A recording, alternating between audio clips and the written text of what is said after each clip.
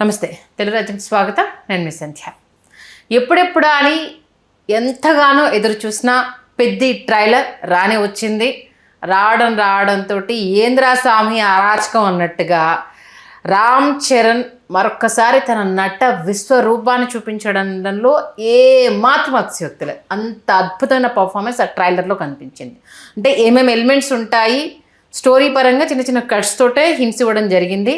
రామ్ చరణ్ని మొదట రెజ్లర్ అనుకున్నారు, ఆ తర్వాత మొదట క్రికెటర్ అనుకున్నారు, సెకండ్ పోస్టర్లో రెజ్లర్ అనుకున్నారు.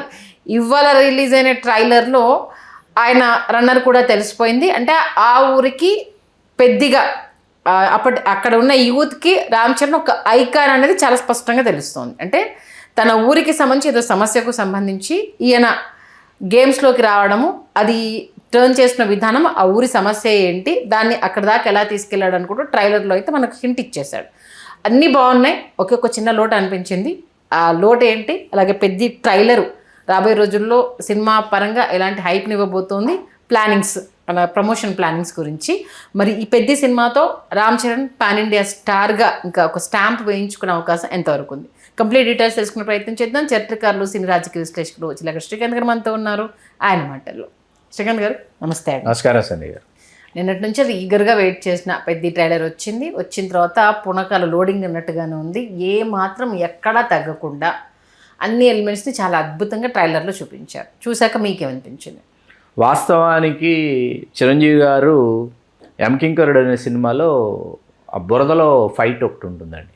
ఫస్ట్ బిగినింగే వాళ్ళని పట్టుకోవడానికి వెళ్ళి వాళ్ళని పట్టుకుంటాడు, విలన్స్ని పట్టేసుకుంటాడు. ఫస్ట్ ఓపెనింగే విలన్స్ని పట్టుకోవటం, ఆ తర్వాత విలన్స్ వీళ్ళు బయటకు వచ్చి తప్పించుకుని వచ్చి వీళ్ళ మీద పగ తీర్చుకోవటం, తిరిగి పగ తీర్చుకోవడం అనేది కథాంశం. దాంట్లో ఆ బురద ఫైటు అప్పట్లో చాలా ఫేమస్ అయింది. బురదలో చిరంజీవి గారు చేసినటువంటి ఫైట్స్ ఎక్స్ట్రాడినరీగా అనిపించినాయి ఆడియన్స్కి. మళ్ళీ ఏంటంటే అటువంటి ఫైట్స్ మళ్ళీ ఆ స్థాయిలో చూస్తామా, అప్పట్లోనే అంత బాగా తీశారంటే మళ్ళీ ఈవేళ అసలు ఎక్కడా దానికి తగ్గకుండా కొన్ని వందల మెట్లు పైన ఈవేళ రామ్ చరణ్ ఆ యాక్షన్ సీక్వెన్సెస్లో అతను కనిపించినటువంటి విధానం చాలామందిని కట్టిపడేసింది. పోలిక తీసుకురాకూడదో తెలియదు, కానీ మీకేంటంటే చిరంజీవి గారి తర్వాత తెలుగు సినిమా పరిశ్రమలో, తెలుగు సినిమాలలో చిరంజీవి గారి తర్వాత ఏంటంటే ఈ యాక్షన్ ఓరియంటెడ్, యాక్షన్ బ్యాక్డ్రాప్ ఉన్నటువంటి, మరీ ముఖ్యంగా ఈ స్పోర్ట్స్ బ్యాక్డ్రాపో లేకపోతే ఫైట్స్ బ్యాక్డ్రాప్కు సంబంధించి అనేటప్పటికీ భద్రాచలం లాంటి సినిమాలు శ్రీహరి గారు చేసి ఆయన కొన్ని బెంచ్ మార్కులు సెట్ చేశారు. మరీ ముఖ్యంగా భద్రాచలం సినిమా తెలుగులో అది మనకి ఒక దేని కింద కనిపిస్తుంది. హిందీకి వచ్చేటప్పటికి ఏమైపోయిందంటే సల్మాన్ ఖాన్ చేసినటువంటి సుల్తాన్, అమీర్ ఖాన్ గారు చేసినటువంటి దంగల్, ఈ రెండు సినిమాలలో ఆ ట్రాన్స్ఫర్మేషన్స్ ఆఫ్ హీరోస్, ఒక మిడ్ ఏజ్ ఫాదర్ ఎలా ఉంటాడో అమీర్ ఖాన్ గారు దంగల్లో అలా కనిపిస్తూ, ఈయన అథ్లెట్స్కి వెళ్ళినప్పుడు ఈయన ఒక అథ్లెట్గా ఎలా ఉన్నాడు, ఒలింపిక్స్కి వెళ్ళినప్పుడు ఈయన అథ్లెట్గా ఎలా ఉన్నాడని ఆయన ట్రాన్స్ఫర్మేషన్ చూపిస్తారు. చూపించిన తర్వాత అలాగే సుల్తాన్ సినిమాలో ఫస్ట్ హాఫ్లో కనిపించే సుల్తాన్, సెకండ్ హాఫ్ ఏంటంటే అతను టోటల్గా దానికి దూరం అయిపోయిన తర్వాత ఆ టమ్మీ వచ్చేసి ఉంటుంది సల్మాన్ ఖాన్కి. అది నిలబడి తన షేప్ను చూసుకుని మళ్ళీ షేపప్ అవడానికి తిరిగి వెళ్ళి అతను చేసేటటువంటి ఆ విన్యాసాలు అవన్నీ చూసిన తర్వాత తెలుగులో ఎందుకు మన హీరోలు ఇట్లా చేయటం లేదు, ఎప్పుడు చేస్తారు, ఎప్పుడైనా చేస్తే చూద్దాం అనిపించినటువంటి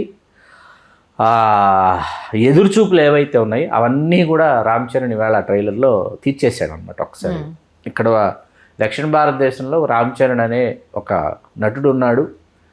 వాడు తండ్రికి తగ్గ తనయుడు మాత్రమే కాదు, తండ్రిని మించిన తనయుడు అనిపించుకోవడానికి తపన పడుతున్నాడు, కృషి చేస్తున్నాడు అనేటటువంటి విషయం వాళ్ళ పెద్ద ట్రైలర్ ప్రూవ్ చేసి ఖచ్చితంగా.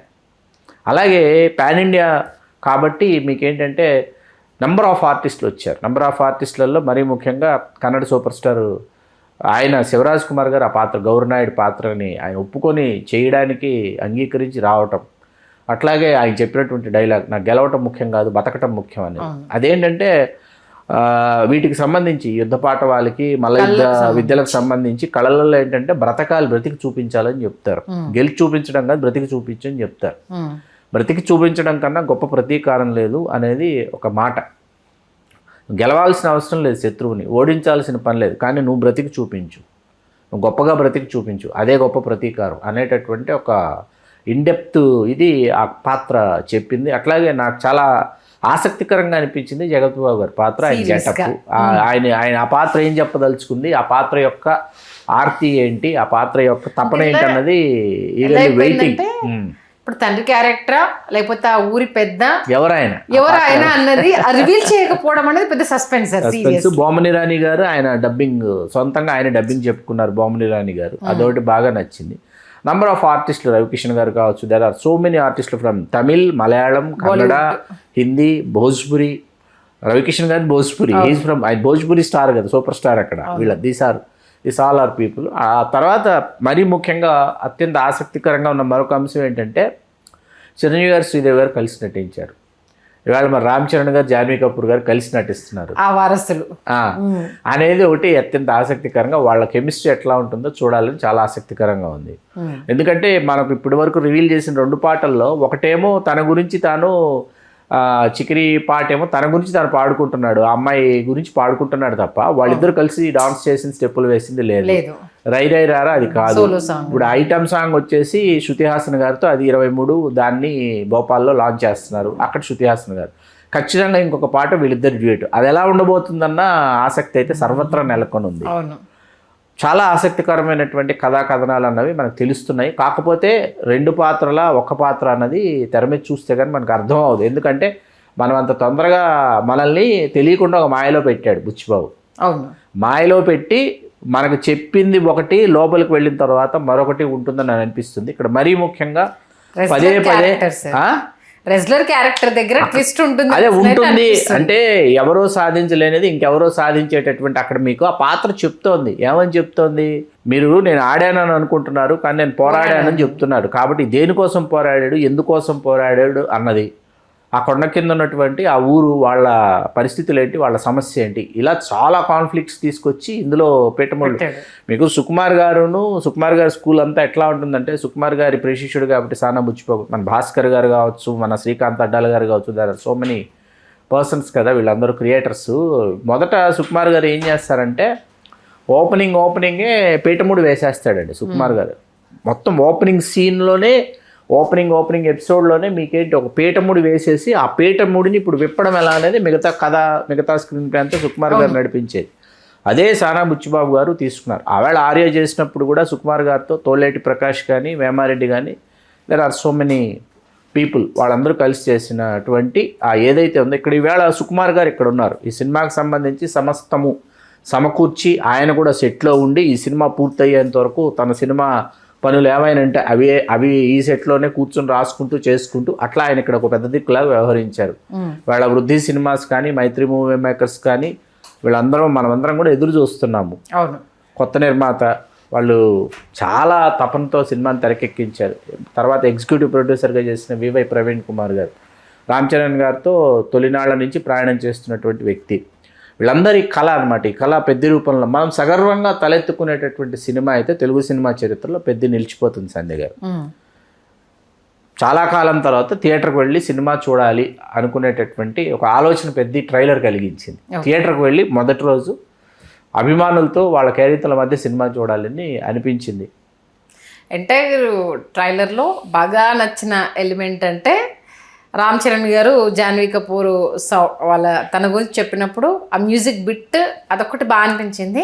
బట్ ఆర్ఆర్ ఎందుకో డిసప్పాయింట్ చేసింది అన్న ఒక ఫీలింగ్ ఉంది. అది నాకు అనిపించింది. 2 సాంగ్స్ అంతా సౌండ్ చేసాయి, సోలో రై రై రాగా అది కూడా అసలు లిరిక్స్ పరంగా ఓ రేంజ్ లో వెళ్ళిపోయింది. 135, 150, 160 మిలియన్స్ దాటేసాయండి. అది చూసుకున్నప్పుడు ఆర్ఆర్ విషయంలో ఎక్కడో ఆర్ఆర్ మిస్ అయ్యింది, ఇది ఏఆర్ రెహమాన్ మార్క్ లా కనిపించట్లేదు, సాంగ్స్ అంత అద్భుతంగా ఇచ్చేసి ఇక్కడ కొంచెం బీజిఎం పోగొట్టాడేమో అనేసి ఒక చిన్న డిసప్పాయింట్ అయితే ఫ్యాన్స్ కు. నేను ఆర్ఆర్ విషయంలో నిజంగా ఎదురు చూస్తున్నానండి, సినిమాలో ఎక్కువ ఎదురు చూస్తున్నాను. ఎందుకంటే ఆ మధ్య రెహమాన్ గారు చేసినటువంటి సినిమాల్లో ఆర్ఆర్కి సంబంధించి మామన్నన్ సినిమాకి, రాయన్ సినిమాకి చేసినటువంటి ఆర్ఆర్ అద్భుతం అనమాట. 2 సినిమాలకు చేసింది. మరీ ముఖ్యంగా మామన్నన్ అయితే చిన్న ఎక్స్ప్రెషన్, ఉదయనిధి స్టాలిన్ ఇలా తిప్పేటప్పటికి ఒక బీజిఎం ఇస్తాడు. అవన్నీ చూసిన తర్వాత ఇక్కడ ఇంకా ఎక్కువ, అంటే మనం ఇంకా ఎక్కువ ఆశించడం ఏంటంటే అక్కడ ఆ పాత్ర, ఆ సన్నివేశమో, అక్కడ తీవ్రత ఏదైతే ఉందో అది ఎంత అడిగితే అంతే ఇవ్వగలరు వీళ్ళు కూడా. చూద్దాం, ఎన్నో రోజులు లేదు, జూన్ 4కి జూన్ 3 చూసేస్తాం కాబట్టి. ఓకే, రామ్ చరణ్ క్యారెక్టరైజేషన్ని, ఆ డిజైన్ చేసిన దాన్ని, ఈ దాంట్లో ఆ ట్రాన్స్ఫర్మేషన్ చూపించిన విధానం గురించి ఏం చెప్తారు? అది నిజంగా ఇవాళ రిలాక్స్ అవ్వచ్చండి. స్టార్ హీరోగా ఆయన రిలాక్స్డ్గా చేయొచ్చు. నచ్చినటువంటి గాడ్జెట్స్, కాస్ట్యూమ్స్, గ్రాండియర్గా కనిపించేటటువంటి పాత్రలు, హీరోయిజం ఉట్టిపడేటటువంటి పాత్రలు, స్టైలిష్గా ఎలివేషన్స్. ఇప్పుడు మన రజనీకాంత్ గారు ఎలివేషన్స్ ఉంటాయి, అస్సలు కష్టపడాల్సిన పని ఉండదు అనమాట. స్టైల్తో అంతే, జస్ట్ ఒక స్టైల్ స్వాగ్ దాంతో నడిపించేసి ఒక పంచ్ లైన్ వేసేసి చేసుకోవచ్చు. కానీ కాదు, ఆ పాత్ర యొక్క తీవ్రత ఏంటి, ఆ పాత్ర యొక్క గాఢత ఏంటి, దానిని అర్థం చేసుకుని దర్శకుడు ఏదైతే కన్న కళ ఉందో, ఇక్కడ దర్శకుడి కన్న కళతో పాటు ఇక్కడ రత్నవేలు గారి యొక్క కృషిని మనం ఇక్కడ ఖచ్చితంగా, సినిమాటోగ్రాఫర్గా రత్నవేలు గారు, ఆయన్ని మనం ఖచ్చితంగా ఆయన అభినందించి తీరాలి. ఆయన అసలు రత్నవేలు గారు చెప్తున్నారు అనమాట, రత్నవేలు గారు మాట్లాడుతున్నారు. నిన్న మొన్న చూస్తే ఆయన మాట్లాడుతున్నారు, పర్వాలేదు దీన్ని మేము ఏదో విధంగా మేనేజ్ చేసేయగలం ఈ షాట్, అట్లా కాదు ఇట్లా అంటే. అసలు రామ్ చరణ్ గారు ససేమిరా లేదు, అది నించోవాలి అంటే లైటింగ్ చేసేటప్పుడు ఆయనే వెళ్ళి నించుని ఆయనే, అది చిరంజీవి గారు కూడా గంటన్నరకు మించి ఆయన లొకేషన్లో లేరు. చిరంజీవి గారు చరణ్ చేస్తున్నటువంటి విన్యాసాలు చూసి చిరంజీవి గారు తట్టుకోలేక చిరంజీవి గారు అక్కడి నుంచి వెనుదిరిగి వచ్చేసారు లొకేషన్ నుంచి. తెలుసా మీకు విషయం? చిరంజీవి గారు చరణ్ పడుతున్న కష్టం చూసి చిరంజీవి గారు తల్లడిల్లిపోయారు. తల్లడిల్లిపోయి ఆయన ఆ కష్టాన్ని చూసి ఓకే వీడు కష్టపడుతున్నాడు, నలుగుతున్నాడని హ్యాపీగా ఫీల్ అయ్యారు. తట్టుకోలేకపోయారు, కష్టాన్ని చూసి తట్టుకోలేకపోతే. అంటే ఇక్కడ మనకు ట్రైలర్ ఏం చెప్తోందంటే అండి, ఒక హీరో ఒక సినిమాకి తను ఎంత పెట్టగలడంటే, ఒక సినిమాకి చెందినటువంటి కష్టమే, ఒక సినిమాకి సంబంధించినటువంటి కష్టమే హీరో అక్కడ ఎఫర్ట్ చేయగలడు, పెట్టగలడు. 10 సినిమాల కష్టం ఇచ్చారు ఇప్పుడు ఈ సినిమాకి అతనికి. 10 సినిమాల కష్టం ఇచ్చి 10 సినిమాల ట్రాన్స్ఫార్మ్, 10 సినిమాల్లో ఎంత కష్టం ఉంటుందో ఒక హీరో అంత ట్రాన్స్ఫార్మ్ అవ్వాలి ఒక్క సినిమాలో. మీకు ఒక సినిమాలో ట్రాన్స్ఫార్మ్ అయ్యి చేసి చూపించాలి అంటే ఈచ్ అండ్ ఎవ్రీ షాట్, మరీ ముఖ్యంగా ఎక్కువ యాక్షన్ రిలేటెడ్ ఉన్నాయి. ఈ action related number of action related అయిపోయేటప్పటికి ఏమైపోయిందంటే, మరీ ముఖ్యంగా స్పోర్ట్స్ బ్యాక్డ్రాప్లో చేసేటప్పుడు ఏమవుతుందంటే, ఒకవైపు యాక్షన్ కొరియోగ్రాఫర్ అక్కడే ఉండాలి, తర్వాత మీకు స్పోర్ట్స్ పర్సనాలిటీ, స్పోర్ట్స్లో ఎవరైతే దిగ్గజాలు ఉంటారో, నిష్ణాతులు అనే వాళ్ళు ఎవరైతే ఉంటారో వాళ్ళు అక్కడే ఉండాలి. వీళ్ళు చెప్పింది వాళ్ళకి అర్థం అవ్వాలి, వాళ్ళు చెప్పింది వీళ్ళకి అర్థం అవ్వాలి. ఆ ఎమోషన్ని కరెక్ట్గా ఆ షాట్లో కన్వే చేయాలి. ఎక్కడ వేసుమెత్తు తేడా వచ్చినా శరీరం అసలు మన స్వాధీనంలో లేనట్టే అనమాట.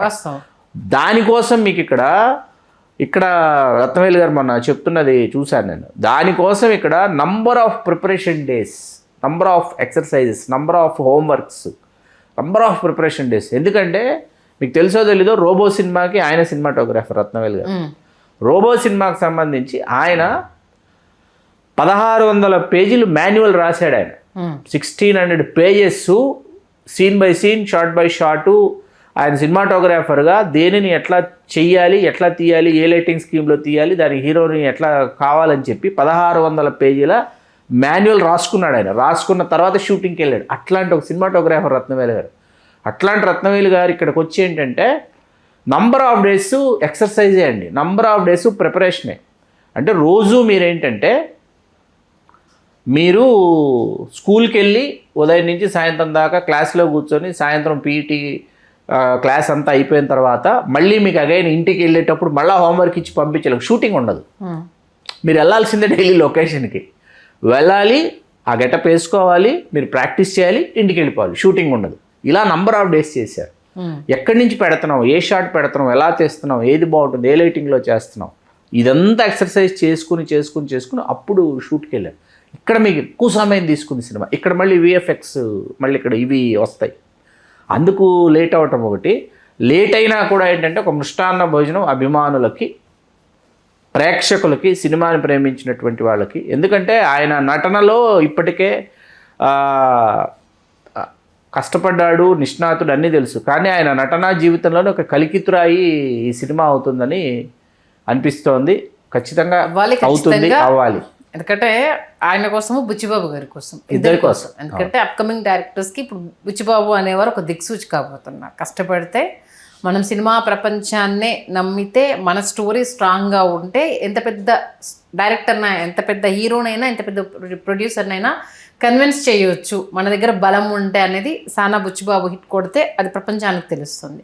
దాంతోపాటు ఒక స్టార్ డైరెక్టర్ స్టార్ హీరో కొడుకైనా సరే కింద నుంచి వెళ్ళి రావాల్సిందే, ఎదగాల్సిందే, మనల్ని మనం ప్రూవ్ చేసుకోవాల్సిందే అంటూ రామ్ చరణ్ గారు మరొకసారి రేపటి అప్కమింగ్ హీరోస్కి మనము ఎంత పెద్ద లెవెల్లో ఉన్నా మనల్ని మనం మలుచుకున్నప్పుడే, ఆడియన్స్ రిసీవ్ చేసుకున్నప్పుడే మనం ఒక స్టార్ హీరో అవుతాము అన్న విషయాన్ని మరొకసారి ప్రూవ్ చేసే అవకాశం ఉంటుంది. చాలా విషయాలు ఉన్నాయి. దీంతోపాటు ఇద్దరు వారసుల అంటే స్టార్ హీరో కొడుకు కూతురు మరి స్క్రీన్ షేర్ చేసుకోవడం అనేది, ఆ స్క్రీన్ షేరింగ్ ఎలా ఉంటుంది. ఎందుకంటే ఇప్పటివరకు మీరు అన్నట్టుగా ఎక్కడ వీళ్ళిద్దరి కెమిస్ట్రీలో ఒక సింకబుల్ సీన్స్ ఏవీ లేవు. ఒకవేళ మీరు అన్నట్టు ఆ సాంగ్ రిలీజ్ అయితే అది ఎలా ఉంటుంది, దాన్ని ఏఆర్ రెహమాన్ గారు మామూలుగానే మ్యూజికల్ సాంగ్కి కేర్ ఆఫ్ అడ్రస్ మనందరికీ తెలుసు. వీళ్ళిద్దరు కాంబినేషన్లో ఆ సాంగ్ ఎలా ఉంటుంది అనేది నెక్స్ట్ ఆర్య అదే మన డైరెక్టర్ సుకుమార్ గారిది ఐటమ్ సాంగ్ పేలిపోతూ ఉంటుంది. మరి శృతి హాసన్ గారు దీంట్లో యాక్ట్ చేస్తారు. ఐటమ్ సాంగ్స్ లేవు, ఇక్కడ ఐటమ్ సాంగ్ ఉంది. అంటే అసలు మరి దాన్ని ఎలా మలిచారన్నది అదొక ఉత్కంఠ. మొత్తానికైతే ఫీస్ట్ అయితే అందించారు సార్. మరి సినిమా పైన అంచనాలు అయితే ఓ రేంజ్లో ఉన్నాయి. ఆల్మోస్ట్ ఆల్ థియేటికల్ రైట్సే 170 crores అమ్ముడయ్యాయంట. అంటే సేఫ్ జోన్లో 350 కోట్లు బడ్జెట్. బట్ 1000 crores అనే ఒక పెద్ద భారాన్ని అయితే మొయ్యాల్సి ఉంటుంది ఇప్పుడు సినిమా అంతా. ఎందుకంటే ఇప్పుడు ఆ మార్క్ అనేది 1500 crores అనేది దాటి ఒక ట్రెండ్ క్రియేట్ అయిపోయింది. దురంధర్ తోటి 1600 కోట్లు ఏమో రీచ్ అయినట్టుంది. ఇప్పుడు ఆ భారం అనేది సినిమా పైన ఎలా ఉంటుంది అనేది అదొకటి కొంచెం మీకు లేదు, ఆ మార్క్ చేరుకుంటా 1600 కోట్లు ఇప్పుడున్న సిచ్యువేషన్స్లో సాధ్యమవుతుంది అంటారా? చేరుకుంటారు. చూడండి మీరు అదే అండి భారతీయ భాషలు. ఎందుకంటే మనకు RRR తర్వాత డిసప్పాయింట్ చేసినప్పటికీ game changer north Indian people waiting for Ram Charan's what next అని వాళ్ళు వెయిటింగ్లో ఉన్నారు. ఓకే, ఖచ్చితంగా ఆ సెక్షన్ ఆడియన్స్ని అతను రీచ్ అయిపోతాడు, నో డౌట్ ఇట్ ఆల్. చూద్దాం. మొత్తానికైతే ఎవరు చెప్పని ఒక కోణాన్ని అంటే కొన్ని సినిమాలతో కంపేర్ చేస్తాం. అవును, చెప్పిన విశ్లేషణలో నేను ఇందాక శ్రీహరి గారి పేరు ఎందుకు తీసుకొచ్చానంటే శ్రీహరి అన్నయ్య పేరు యమకింకరుడు. సరే, అది మా చిన్నతనంలో మాకు తెలిసిన మేము చూసిన చిరంజీవి గారు ఏమంటే ఇప్పుడు మైథలాజికల్ వాటికి సంబంధించి ఎవరికి ఎన్టీ రామారావు గారు ఏమీ మిగల్సలా. కమర్షియల్ సినిమాలకి, యాక్షన్ సినిమాలకి, డాన్సులకి సంబంధించి చిరంజీవి గారు ఎవరికి ఏమీ మిగల్సలా. కానీ ఆ మిగల్సినటువంటి దానిలో వీళ్ళు ఏదో కొత్త చేసి చూపించాలి, అద్భుతం చేసి చూపించాలి. శ్రీహరి అన్నయ్య పేరు ఎందుకు తీసుకొచ్చానంటే నేను శ్రీహరి గారు స్వతహాగా ఆయన రెజ్లర్. అవును, తర్వాత ఆయన నేషనల్స్కి వెళ్ళి ఆయన బంగారు పథకం సాధించినటువంటి వ్యక్తి. ఆయన చేయగలరు, ఏ విన్యాసం అయినా చేయగలరు, ఏ ఎక్సర్సైజ్ అయినా చేయగలరు, ఏ ఇదైనా ఆయన చేసేసేయగలరు. మేకఓవర్ విషయం ఇక్కడ హీరోలు తమను తాము మేకఓవర్ చేసుకోవాలి. ఆ విధంగా మీకు ఒక ఆకృతి కనిపించాలంటే మన తెలుగు సినిమాలకు సంబంధించి ఇటువంటి శరీరాకృతి గతంలో చూపించినటువంటి వాళ్ళల్లో మనకి అర్జా జనార్దన్ రావు గారిని ఆంజనేయ స్వామి పాత్ర ఆయన అనమాట. సంపూర్ణ రామాయణం ఈ సినిమాలో భారతశ్రీ మిస్టర్ ఏషియా ఆయన. ఏది అథ్లెటిక్స్కి సంబంధించి ఈ యోధుడిగా మిస్టర్ ఏషియా ఆయన. మీకు అర్థమవుతుంది కదా. అటువంటి శరీరాకృతి చూపించాలి అంటే ఎన్ని త్యాగాలు చేసి ఉండాలి, ఎటువంటి ఆహారం తీసుకుని ఉండాలి, ఎన్ని గంటలు శారీరక శ్రమ చేసి ఉండాలి అన్నది తెర మీద రేపు ఖచ్చితంగా రామ్ చరణ్ చూపించబోతున్నాడు. ఒక అద్భుతాన్ని తెలుగు తెర మీద ఆయన ఆవిష్కరించబోతున్నాడు. ఖచ్చితంగా ఆవిష్కరించాలి. సినిమా ఎప్పుడు ముందుకు వెళ్ళాలి, సినిమా మీద డిపెండ్ అయిన కుటుంబాలు ఎప్పుడు బాగుపడాలి అన్నప్పుడు ఆ సినిమా ప్రపంచం అనేది నడుస్తూ ఉన్నప్పుడు మిగతా కుటుంబాలన్నీ బాగుంటాయి. మంచి విశ్లేషణ అందించారు. ధన్యవాదాలు శ్రీకాంత్. ధన్యవాదాలు సంధ్య.